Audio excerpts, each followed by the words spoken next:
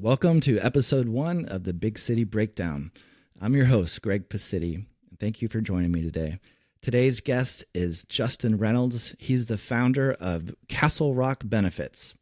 Offering benefits allows a small business to compete with the big boys. It allows to attract and retain top talent. You got to have good benefits if you want your people to stick around. Justin's story is one that a lot of you can relate to. He started out his career in the corporate world, but later took that experience and made the leap to build something of his own.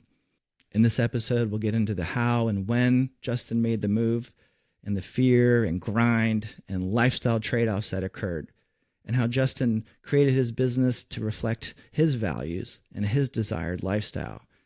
So this is a real conversation about building a real business. No unicorn chasing here, just hard work. So let's break it down with Justin Reynolds. All right, and welcome to the Big City Breakdown, episode 1. I've got my buddy here, Justin Reynolds. What's up, Justin? What's up, man? Thanks for the invite. Yeah, dude, I'm glad you could be here. It's cool to be episode number 1, number uno. Yes, I had so many people turn me down, and you were the only one that said yes. So I like being at the top of the line, yeah. No, I know. This is a show about small business mindset. I know that's you, and that's like, part of your mojo of thinking about small business and faith, and just runs a successful business. We both know small business is tough, right? So, especially with you, right? You have 4 kids right now. 4 kids. How old? You have twins, right? Yeah, so 4-year-old twins, 14 and 11-year-old boys. So we thought boys were going to be our life. And then hilarious story. Since we're on the podcast, I'll give it to you really quick. I think you heard it already. But scheduled to get a vasectomy the day after Thanksgiving 2020. Dr. Tingle, who is the doctor here. I went to Dr. Tingle. Dr. Tingle. Yes. And he's like, well, listen, man, I can't see you till like the second week of January. So on Christmas Day, my wife is like, hey, I have another gift for you. It's like 10 o'clock in the morning. Soaking up, the Christmas vibe in the house, and the boys running around, and the neighbors are over. And she walks in with like a little bag and pull the paper out. And I pull out this like gray curvy stick. And I'm like, what is this? It's a thermometer. And she's like, turn it over. Pregnancy test. Oh my gosh. So that's amazing. Yes. Yeah. So the end of 2020 for me was Merry Christmas. You're having a baby, and then first doctor's appointment. Wow. Twins. So I'll be working forever. Yes. Yeah. Well, I'm sure you love it though. Yeah, it's cool. Yeah. I mean, the girls run the roost. I don't know if any of the viewers have girls, but completely different world, girls versus boys. And so 4-year-old little princesses, and yeah, they're expensive. It gets worse. Yeah, they love shoes already. Yeah. And they're 4. It's a trip. Yeah. Well, give me just a little 30-second, what's your business? What do you guys do? How do you help people? What's your business? Yeah. So we evolved a little bit since COVID. So it's me kind of part of the story we can chat on today, but been in the employee benefits world for 18 years, started in 2007.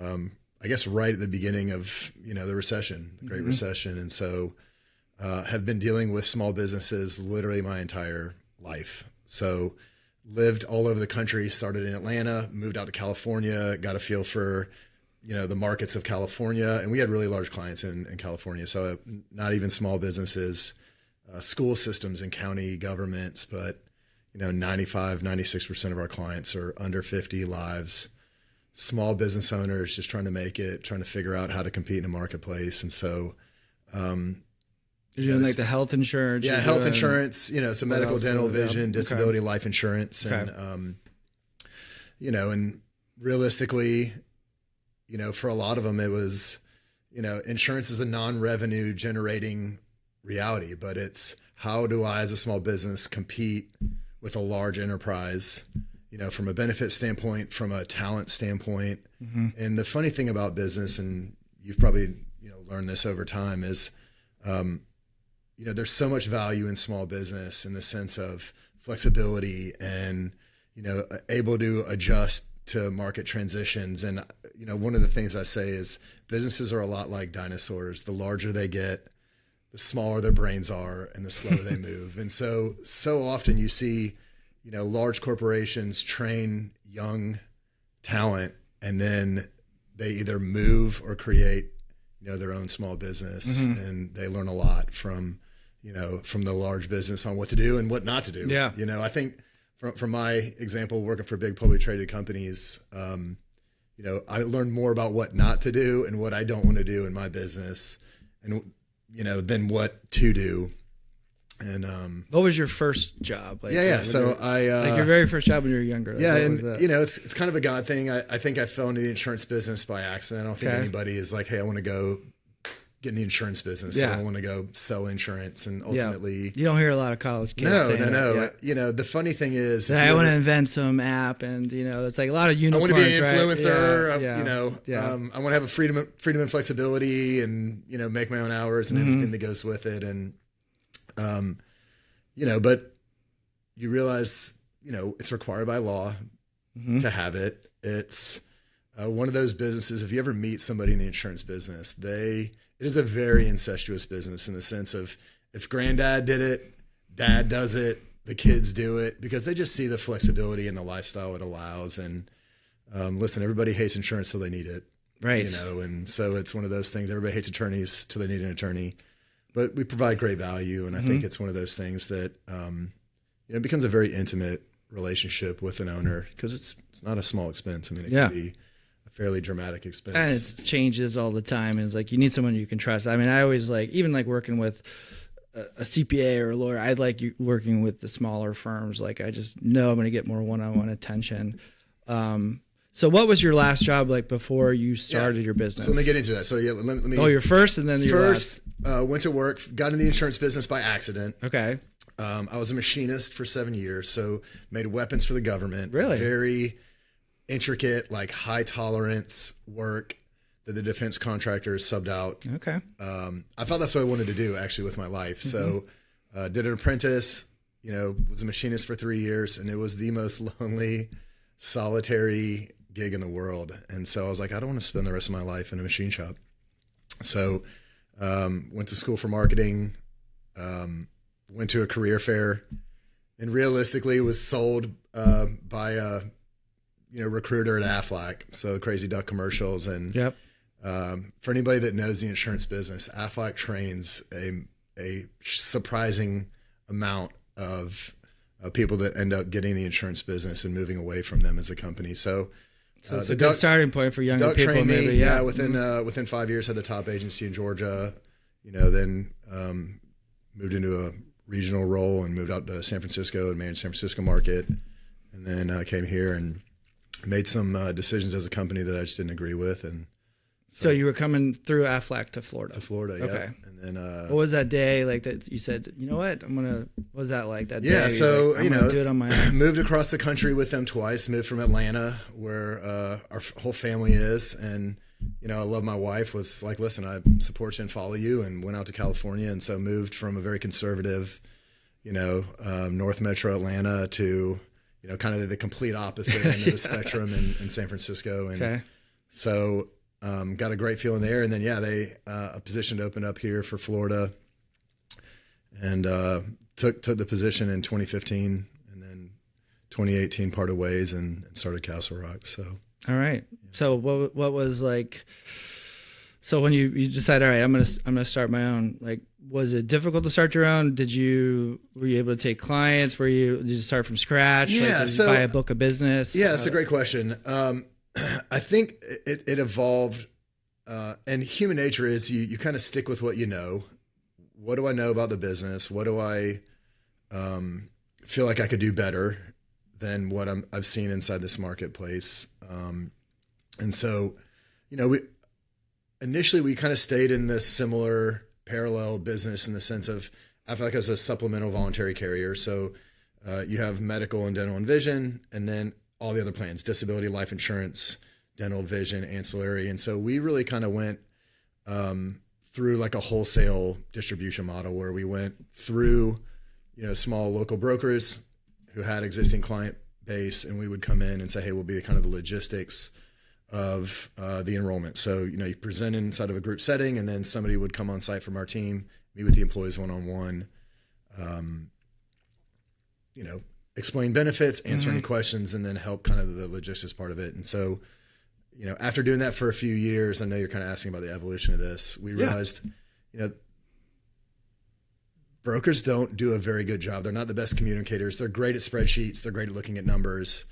And where the evolution to kind of creating Castle Rock is we realized they created very poor material. They had very poor communication, very hands-off. And, I think the model that they had was just over efficiency at the expense of communication and relationships. And so, that's where it kind of evolved out of, seeing a niche and a need that really wasn't being fulfilled. And so I would say our team over communicates, we over create material, we make really beautiful material that's way different than, you really find anywhere else. And, so you became a broker? Became a full broker. Okay. And, ultimately the hand, bit the hand that fed us, we worked exclusively almost through brokers, ones that we had close relationships with. And, I went to them and just was very transparent. Listen, we're moving into this space.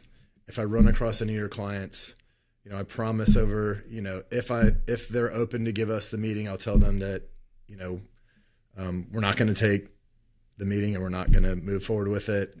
But that there'll be a 12-month window that if they do leave you, for whatever reason, we'll warn them. Yeah. And then there's other brokers that did a terrible job, and we just were very happy to step in and take their business. So it sounds like you did the right thing. Yeah. Ones with the relationship, I was very clear. Like, listen, we'll notify you, and we won't take any of that business. That's respectable. And I'm still friends with them. We still talk business. We still, if a client's not a good fit for us, for whatever reason, we have great recommendation partners. Gotcha. So yeah, man. So is there a lot of like startup costs for that? Yeah. So I know you're chatting about costs, and I think one of the things that make the insurance business very unique is, there's a recurring revenue model to it. And so I think private equity likes insurance brokers because they've been knocking on our door. But the blessing from Aflac being there more than 10 years, I was vested. So there was a constant revenue stream of 5 figures coming in from a business standpoint. We had business relationships. So I think it was kind of a transition of opportunity, where there was never a real drain from a cost standpoint.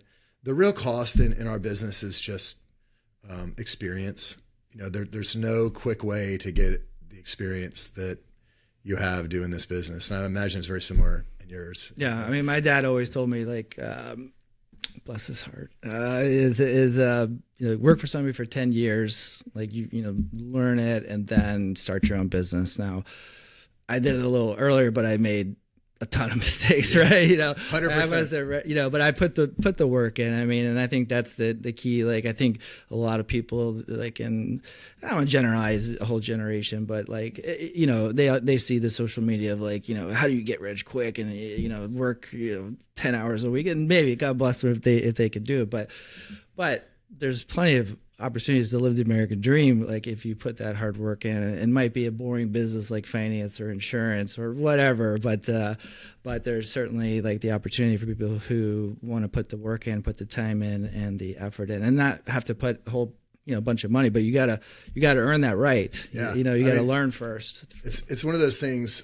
I feel like anything that you build, if you haven't worked hard for it, you don't really value it and appreciate it. Yeah. So as quick as you can get to a point that you think that you've been successful, it can go just as quick, and I'm sure you see it in your business. I know I see it in our business, where if you make it, really quick, you tend to either have like self-destruction mode where it can't be this good forever, and you start making poor decisions. But I think for me, and it's been an interesting few years in business, right? COVID and, how to handle the pressure of, not being able to communicate face to face, and, the insurance business, especially, segments of it, it's, the compensation is highly bonus incentivized. So, small revenue on the sale of products, but huge revenue on hitting certain benchmarks, and so COVID really, changed accessibility. And I think it really taxed a lot of business owners. Like,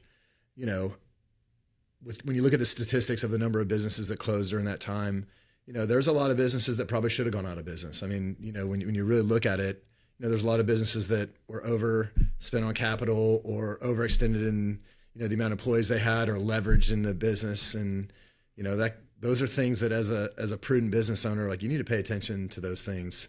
Yeah. And, so I will say, like, I get sour when people are like, well, you're fortunate.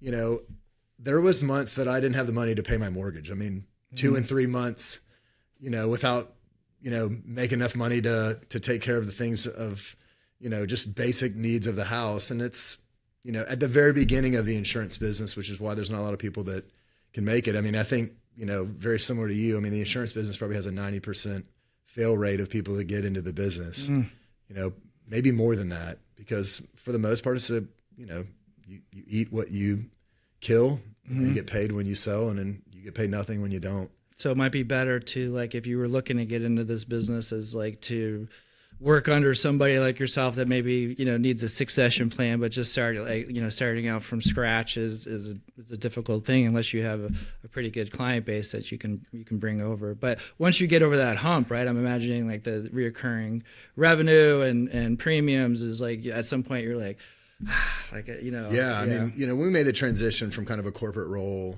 which is meetings on top of meetings. We had meetings to talk about planning for meetings, and then meetings to follow up on the meeting we just had. And, there's a great book, Death by Meetings. And I know for our company, I mean, we only meet when we have to. The administrative staff goes through the things that they need to go through. But how many people do you have on your team? We have eight employees. Yeah. So Okay. we serve probably 150 business clients. Okay. All shapes and sizes. Last summer, purchased an agency in Atlanta, a huge learning curve. I recommend anybody that's... Oh, you purchased one to expand. Purchased one to expand. And I recommend anybody that has the mindset of growth, and we'll talk about this in a few minutes, but make your first acquisition small, because you're going to do everything wrong. You're going to pay attention to the wrong data. You're not going to know what to look for and ask for. So make the purchase small, so it's not intimately painful. Yeah, it's not going to and jeopardize a the whole huge thing. disruption. Yeah. Okay. So because you're going to do it wrong, you're going to buy the wrong. Do you still own that? Yeah, I still own it. Okay. Huge learning curve. Yeah. Dealing with some attorneys, and but again, thankful of the process.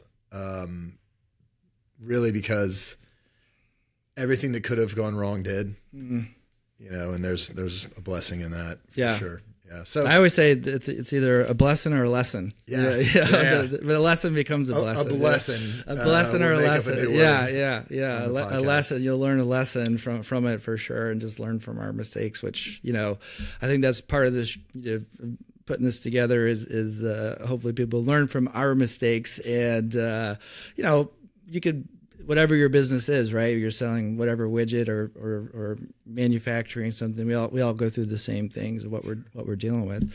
So yeah, I mean, from a cash flow standpoint, I definitely like COVID. I mean, a lot of people got bailed out, of course, with PPP loans and other things, which that was actually for me even something where I realized, like, wait, I really need to focus on making sure there's enough cash in our business. Like, it used to be when I was younger, like whatever we made, I would, need it because raising a family, right? Yeah. All that. But once you start getting to a point where you have, you plan for downtimes. Like, I think the people that get hurt the most they just always think things are going to be good. Yeah. Right. It's like all the realtors joining, becoming a realtor when the market's good. Right. And then that's typically about the top, and then a bunch of realtors, go away. I mean, in any business, it's just preparing for that.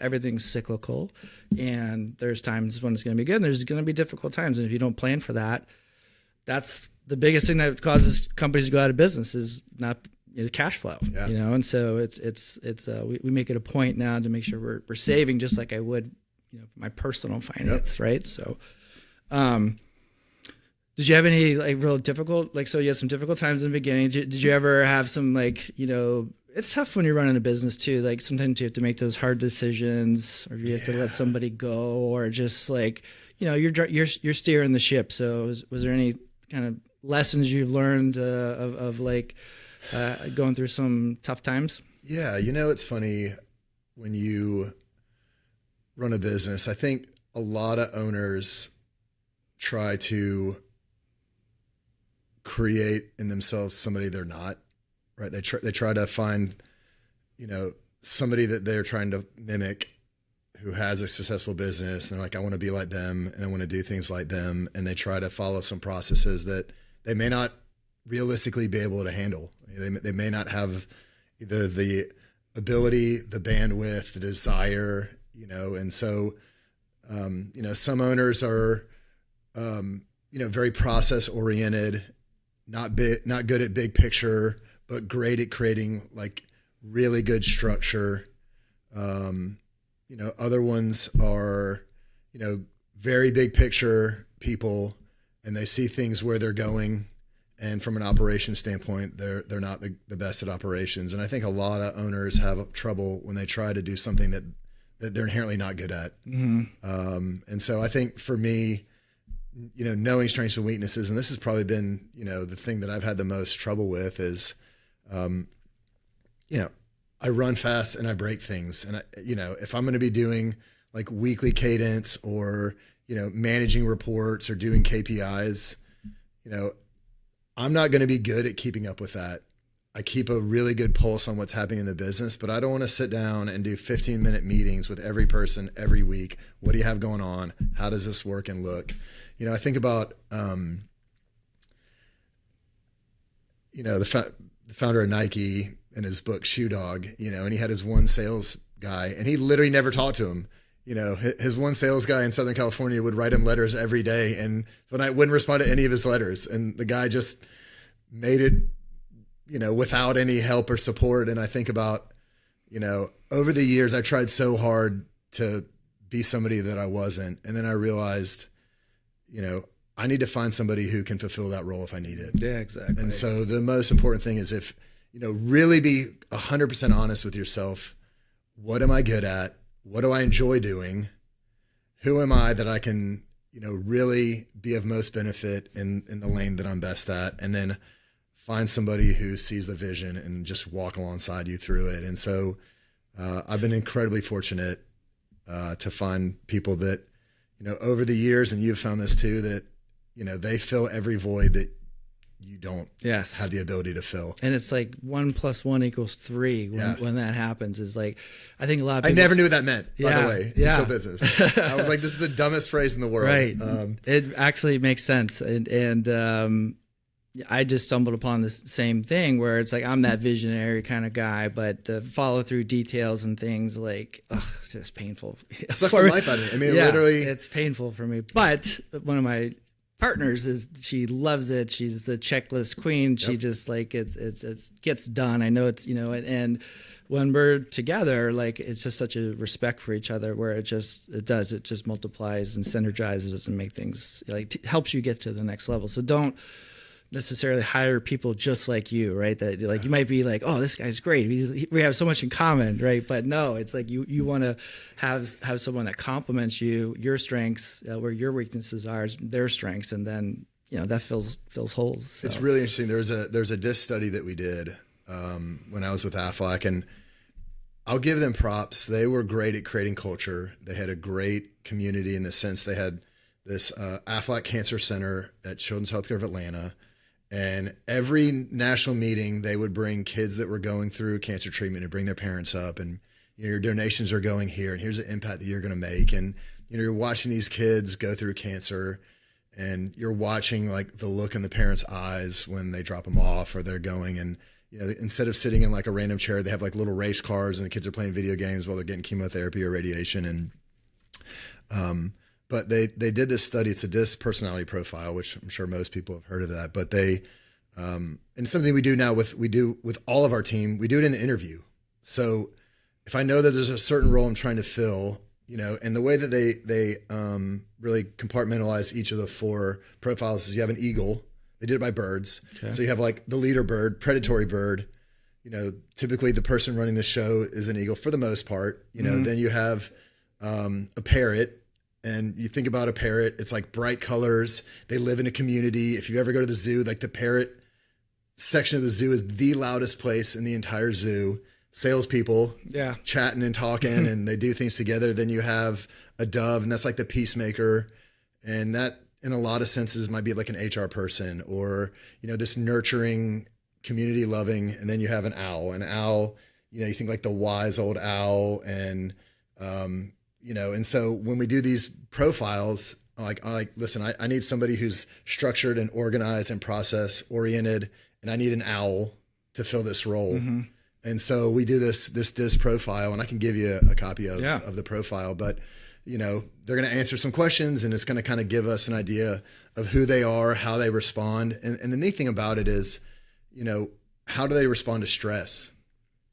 Because, you know, how somebody responds to stress as just a you know, response, because business is going to create stress, mm-hmm. you know, and, you know, as an eagle, I'm going to you can't hurt my feelings. I'm not going to take it personal, you know, but an owl is going to never forget what I've said to them. They don't like conflict, and they're going to kind of keep it in. And so learning kind of the different profiles, one, how, are they going to make an impact in the business, and what are they going to value? But two, you know, when things get a little difficult, because I think a lot of owners lose employees in times of stress and change.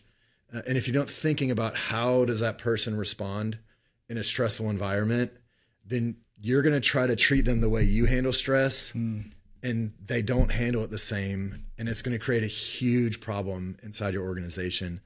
And thinking about how your employees would handle stress, and knowing that each one of these people in these, you know, roles, or how they respond, you know, understanding them is going to make it, you know, as your role as a leader, easier for you to say, hey, you know, for you in this situation, this is maybe what I need from you, or I know this is how you feel, because people want to be heard. Mm-hmm. I know this is how you feel.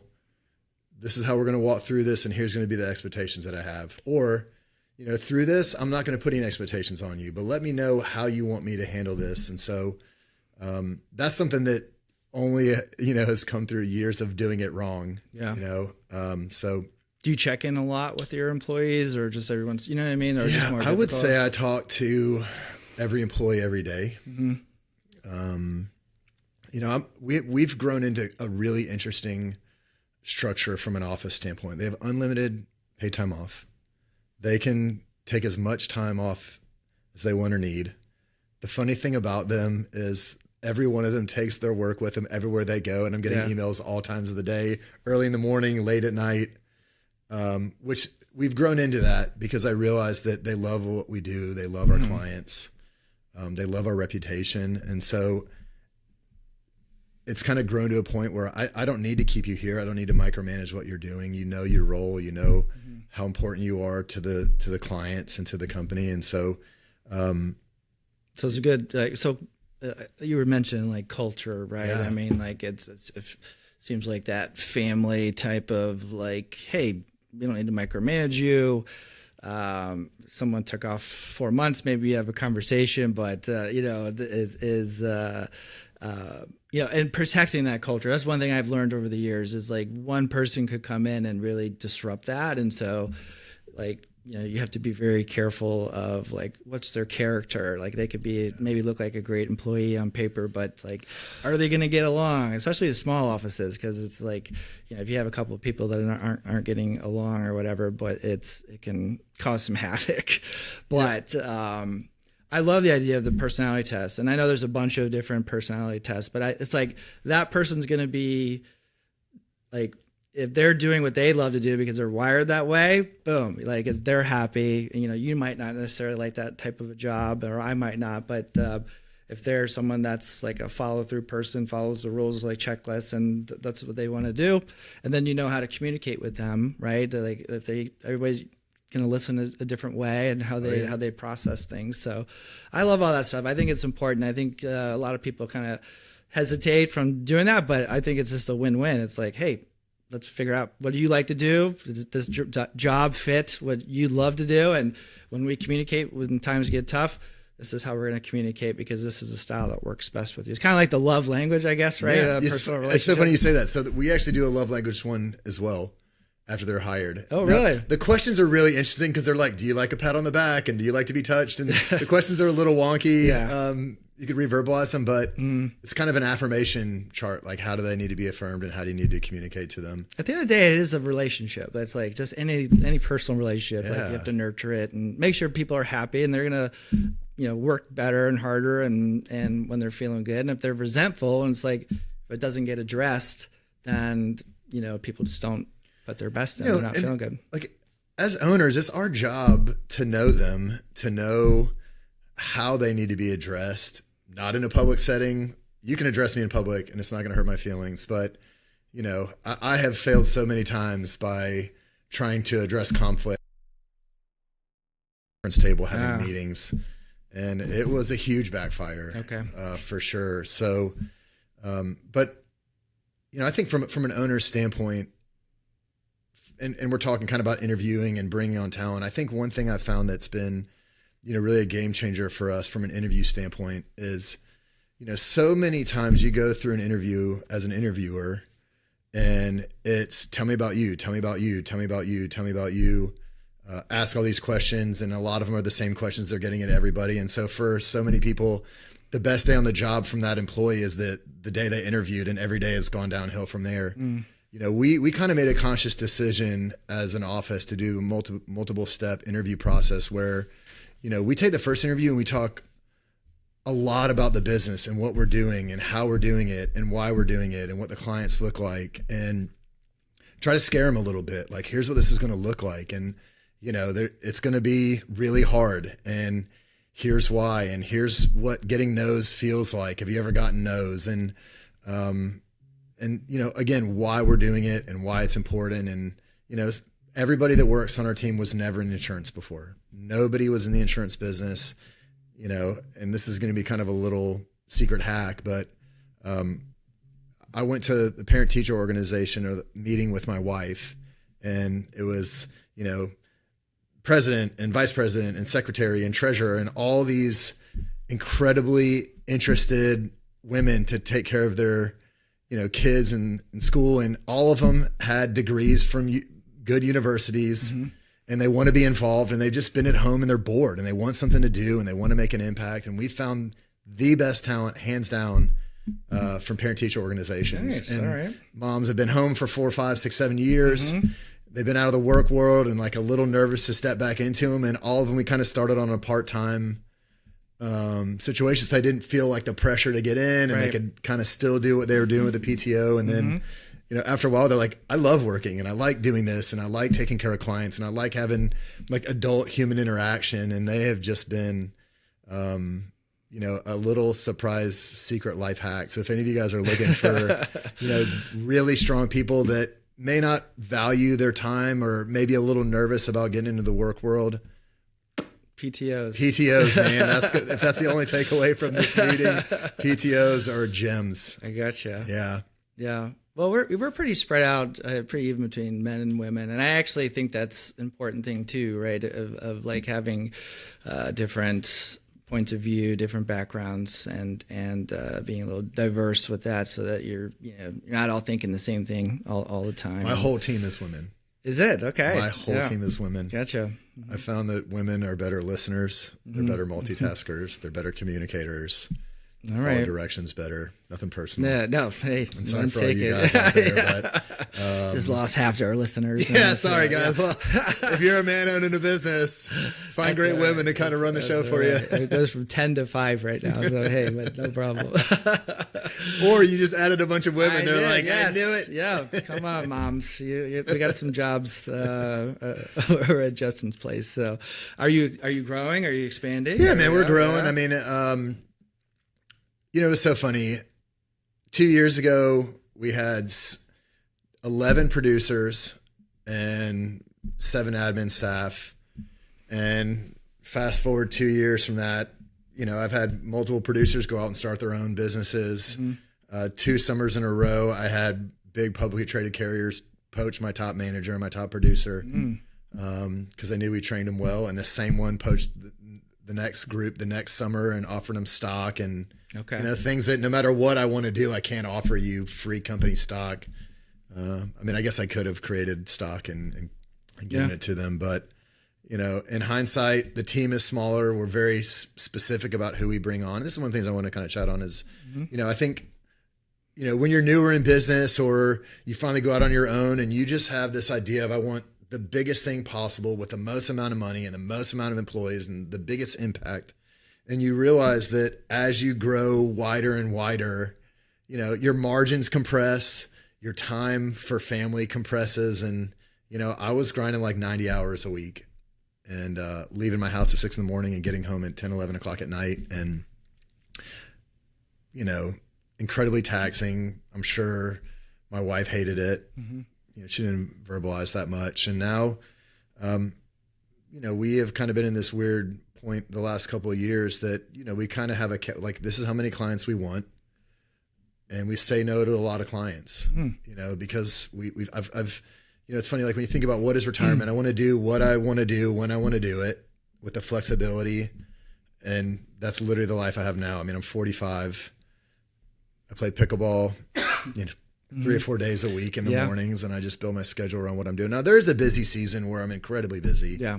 And we're coming up on this. I mean, it's September 4th today. And I think it's different than like the old days where it's like work your butt off so that finally the golden years. And then, a lot of people complain, let me know. I have a lot of older clients that like, enjoy your life now. And I think that's the truth is like having your business like that, you can do what you want and not answer to somebody else. Of course, you're going to work because you want to do good and do well in your job. But you have this flexibility and can go golfing or play pickleball or something like that, make a great living and have financial security. So you don't always have to go out for the big home runs. And I think a lot see You'll that. Regret it. Yeah. Yeah. I mean, you learn as you get older, like what's important is like, as long as you have that stability. I mean, I could do a lot of things. Like I don't need a yacht, you know what I mean? Like that's not going to bring me happiness, but hey, if I want a nice boat or something or whatever,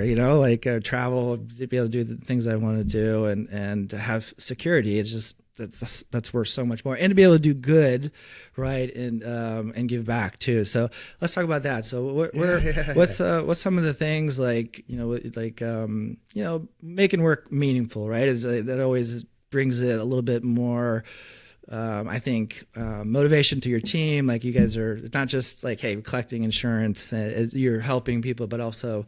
Like, what are some of the things you might do to like give back, or how is faith or mindset? Yeah, that's a great question. Yeah. So let's kind of start with the team because I can make the biggest impact on the short term with my people. And I think a lot of owners, everything is external facing, clients, new business, prospect, marketing, sales. Yeah. But the real power is in the people that, really are the arms and the legs of the business. And so we do, a chaplain at the office. So there's a chaplain available, and so like in the last few months, my head benefit counselor, her mom died her dad died. And then 2 days later, her mom died. Oh man. Completely unexpected, both of them. And, having like the support to kind of have off the record conversations, they may come to me and here's what's going on, but there may be some other personal things going on. And so, that chaplain, and that's part of the C12 thing. So give a little shout out to the C12, but we hired a marketplace chaplain. How often does he come? He's coming next Monday again, but as often as I want. Okay. Is it normal, like a once a month thing or just like whatever we need it? And then he's on call whenever the employees have something going on. And so I actually asked if I could pay more money and make it available to our clients.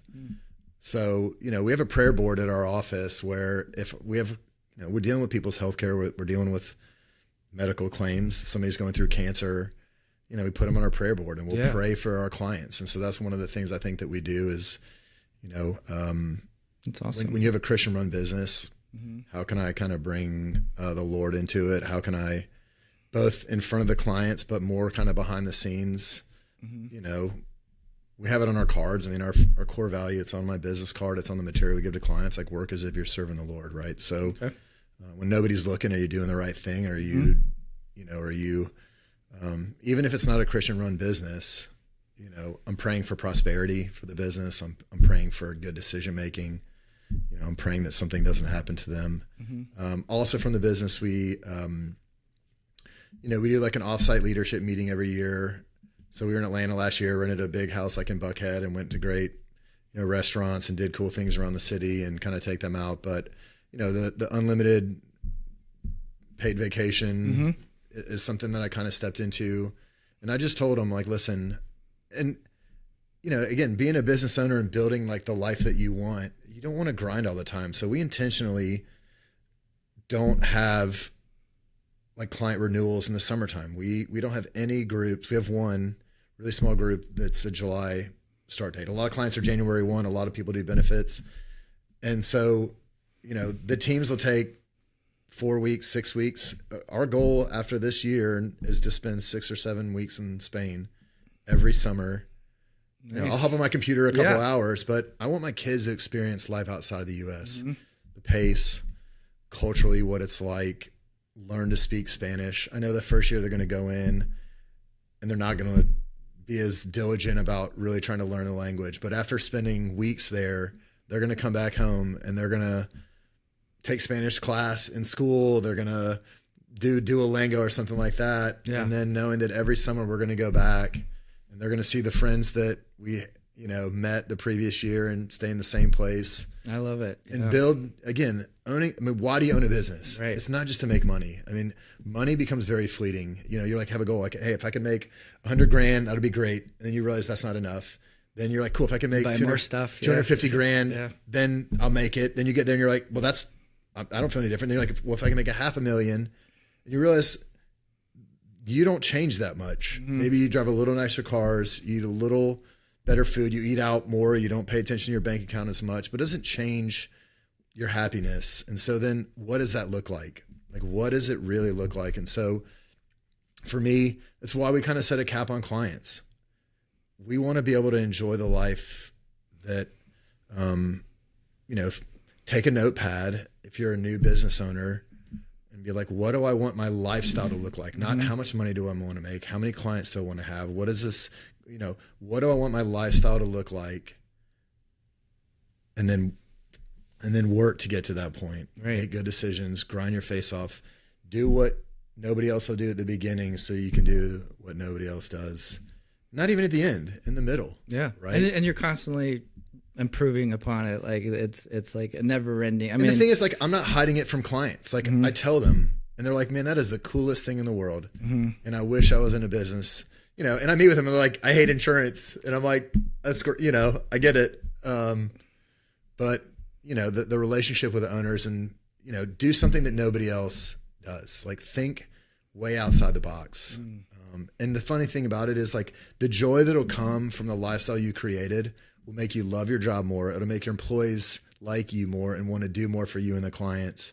And it's like this self-reinforcing loop that everybody kind of sees it. So kind of going back to your question, we are implementing a care fund that the employees, there's an amount that we allocate every quarter that if somebody is in need, somebody has something going on, they just have, they have an account that they can just, if they need to give somebody $1,000, if we have an employee or they just run into somebody anywhere who's like, yeah, this just happened. And like, I need $800 or I need $1,500. Like, they don't have to ask. They can just be like, here, that's awesome. Take care of it. So just little things, random acts of kindness that nobody's expecting.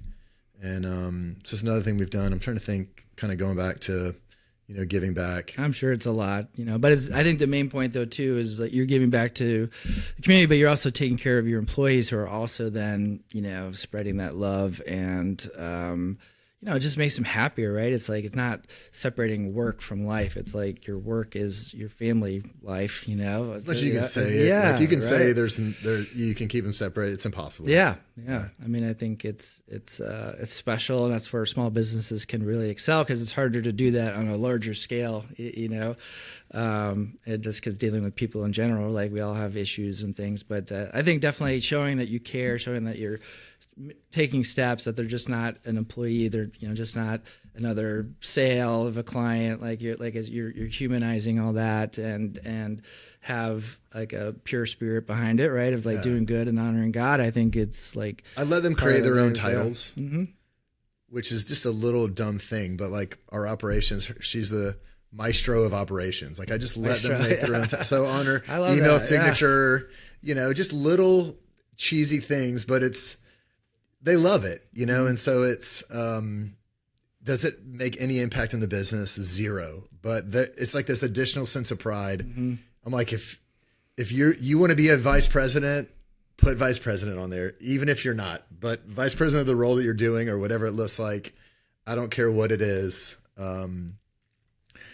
There's a sense of humor in it, right? Of course. Gotta have fun, Yeah. So last couple questions, leave people with what I had asked you. Name one book that's made a really positive impact in your life, and something that maybe people should read if they're interested. Let me flip this on you. And then I'll come back to mine, and I'll kind of give you a why. So, what's yours? Oh man, I know you didn't prepare for this. I know. Well, I read a lot, and I am same older now that I'm like the title is fleet, leave my head, but like Good to Great has always Jim been Collins. one, that has stuck with me. What'd you like about that book? Because it was funny, I didn't like it that much. You didn't like it, I'm just. Your whole conversation about your people in your office, right? So the right people on the bus, right? Yeah. Hiring somebody that is a counter to like me being the visionary, and she's follow through operations. Right people on the bus, hiring someone that because my business is wealth management. My other partner Brad, who's investment minded, is just loves that stuff. Right people on the bus, and so. I really believe that, because I think anything else can be trained, right? Like it's not rocket science what we do. Like if you work hard and learn about it, but having someone of good character, someone that complements your talents, like that really always stuck with me. And ever since I started really being mindful of that, of like hiring really good people, and just like also people I just want to hang with and be friends with outside the office, business has gone so much better. It feels like you can't help but get better when that happens. Any other ones? I know you were thinking of another one. I'm really big into like reading books on emotional intelligence or like primal leadership. I do, of course, Bible, but also I love like books on manifestation and Really? Positive thinking. Yeah, it's like it just fascinates me of like Deepak. Well, someone who was like someone I used to worry a lot, and I still kind of struggle with that sometimes. Of like probably makes you good at your job, by the way. Yeah, my hair's gray. Yeah. You know what I mean? It's kind of it's very distinguished. Yes, kind of giving that up and just like holding on to the vision. And it's like the more I've gotten older and learned about that kind of stuff, like I kind of feel like manifestation and prayer are similar, sure. And expecting to win, and like just not letting any fears or doubts come in the way of that. It seems like good things happen, and so I'm like just all into that. Yeah, exactly. So I think part of my struggle with that book, and then I'll kind of get is they didn't tell you how to do it. And that's where I think my struggle with a lot of those books is I've read so many of these books, and it really just feels like they take the same kind of key points and they just verbalize it a little different. They repackage it a little different. They do. And, so one of the things I didn't like is like, well, cool. I have the people on the bus. Like, how do I find out what's the best seat on the bus? How do I get them there? And again, for me, it wasn't part of my strengths. Like I'm not going to sit there and do, analyze their work and look at what they're doing. And so I think that was part of my struggle, which leads to one of the books I love. And then I brought you a gift of the best book I've read in easily 5 years. And I probably read 20 to 30 books a year. I read a lot of books. That is a lot. Yeah. So if you, hold it up. Let's see what it is. You got this book was written in 1997, The Fourth Turning. Professors, I think from Princeton and Yale wrote this book in 97, William Strauss and Neil Howe. And we'll come back to that in a second. Okay. Because I want to talk about like how do you make this happen? And so there's a book called 4 Disciplines of Execution. Mm-hmm. Have you heard of that? Yep. 40X, right? Yep. Focus on the wildly important, create your wig, cadence of accountability and different things. And so that's the only book that I've seen that like gives you steps to follow through to execute. And it took them, I think, 7 years to create this book. If any of you from a business standpoint are having issues, where are we going? How do we get our team focused on a couple singular items? You kind of have this whirlwind of all these things you've got to do in your job. And, what is like the single most important thing? So one of the examples they use is Payless shoe stores. And, at first one of the things they had the members of the store do when you came in, the employees would just greet, but the ultimate goal is more sales. How do we have more sales? How do we generate more revenue per store? It wasn't greeting people when they came in the door. One of the stores, every person that came in, they'd be like, well, let's just measure your foot. Mm-hmm. And so, they're starting this 4 Disciplines of Execution. They have different stores that they're like, well, what do you think? What do you think? And so then they just start looking at data. Like this store has had huge incremental sales. Why is that? And all they were doing is when somebody came in, they're like, well, let's just measure your foot to make sure you're in the right size shoe. And the sales were like double-digit increases on every store they started doing that in. And so you focus on one specific thing and have everybody going doing the same thing, and then just have very simple scorecards. So they would do like green, yellow, red. How many people came in? Did you actually size? And if it was under 50%, you were red. If it was 51 to 75%, you were yellow. And if it was 75% of the people or more, you're in green. And that's the only thing they focus on, was just how many people did you have sit down, and let's just, and then you can train your people, like how to have that simple conversation. Well, like, I know you think the size, but is your kid's foot grown since the last time you were in here, or is your foot wider than you thought? And maybe your shoes don't really fit that well. And that little bit of time yielded incredible growth. And so, 4 Disciplines of Execution, it's a Covey book. That's one that I found was really an incredible like stepping stone. That's such a great point, because you can read a ton of books and be like, get excited. How do I do this? Yeah. Let's go. And then like, you just go right now back what? to it. Yeah. Now what? I'm going to put in a business plan that I'm going to sit on the shelf and I'm never going to look at. Keep it simple, right? Just one. So that's one. Things. And you have to take it serious. I mean, any book that you read, a lot of them are just theory and ideas. It's like the one that's, here's the material and here's how you do it. I think they have workbooks. I mean, but this puppy, I could talk about this for 10 hours. Fourth Turning. So the Fourth Turning, the premise of this book is, these are 2 historians, and they looked at big cycles of history. So you have these big cycles, I call them cyclums. It's like 80 to 100 years. And inside of each cyclum, there's 4 smaller 20 to 25 year like mood cycles inside of a culture.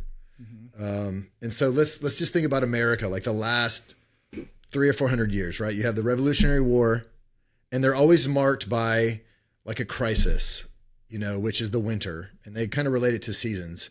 Winter is a time of death, and then spring is like the season of like regrowth and rebirth. And you have the summer is like this kind of awakening. And then you have the fall where things start to kind of, leaves start changing color and they start falling and dying. And it's like this unraveling, and then leads to another crisis. So it's like Revolutionary War, 80 to 100 years later, Civil War, 80 to 100 years, World War I and World War II. And then, they wrote the book in 97, and they're like, we're in the middle of the unraveling, high distrust in institutions, corruption in government, corruption in institutions, narrowing of the gender gap. So women doing men's roles, fulfilling, how people protect their children, and then the crisis. And so like 2008, the crisis started, but this book is giving you like the mood of the country, what they're going to value, what's going to be important, what's not going to be important. And so, the crisis started in 2008, right? So we're in the middle of a cycle in America that Americans have gotten to the point where they're like, we don't like how things are running. We don't like what's happening in the government. We don't like what's happening culturally. And as a country, we've done this 5 cycles, and every cycle follows the exact same systemic follow through. And so we're going to blow up everything right now. We're going to blow up the institutions, which you're seeing happen, which is so interesting. We're going to, the nuclear family. What do you mean by like blow it up? Like, what do you mean? So, I mean, we think about before COVID, I had utmost respect for all the major institutions in this country.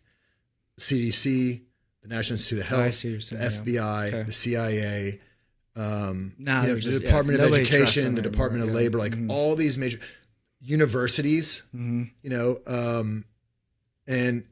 COVID was like the beginning of this unraveling of like, nothing is what it seems, right? They're being paid off, like the National Institute of Health, the people that are in charge of,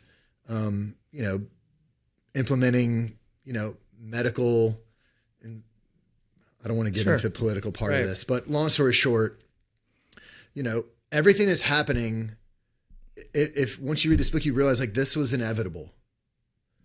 And people have a high tolerance for pain right now. They want things to change. They don't like what America looks like.